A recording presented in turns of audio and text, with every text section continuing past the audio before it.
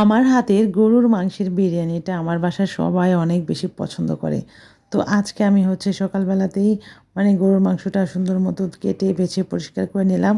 যদিও আজকে ঘুম থেকে উঠেছি অনেক লেট করে, তারপর সকালের নাস্তা খেয়ে তারপর এসেছি দুপুরে রান্না করতে। আমি বিরিয়ানি খুব সহজে এবং সবচাইতে মনে হয় যে ইজি প্রসেসে রান্না করি।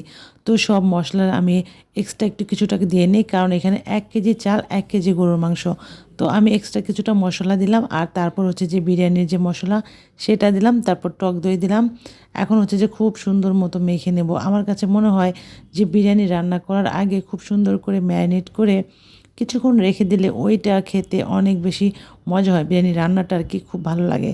তো আমি ম্যারিনেট করে এখন কিছুক্ষণ রেখে দিয়ে বাকি কাজকর্ম করে তারপর এখন আমি এসেছি রান্না করার জন্য। কী করি, সবসময় বিরিয়ানির মাংসটা আলাদা করে খুব সুন্দর মতো প্রেশার কুকারে দিয়ে কয়েকটা সিটি দিয়ে সিদ্ধ করে নিই খুব সুন্দর করে। মাংস যদি একটু শক্ত থাকে আমার বড় ছেলে একদমই খাবে না।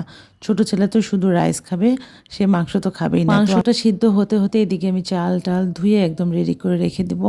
আর এদিকে যখন আমার মাংসটা হয়ে গেছে, তো ওইটাকে আমি চেঞ্জ করে বড় একটা হাঁড়িতে দিয়ে দিয়েছি।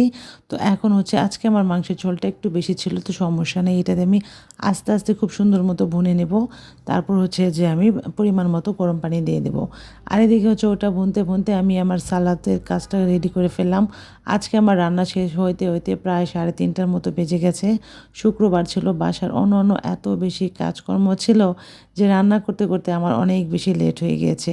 তো আমি সালাদটা রেডি করে ফেলেছি। এর ভিতরে যে আমার বিরিয়ানিটাও রেডি হয়ে গিয়েছে।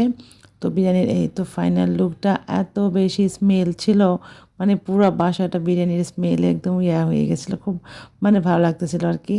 তো এখন যে আমি প্লেটে প্লেটে বেড়ে দেবো সবার জন্য।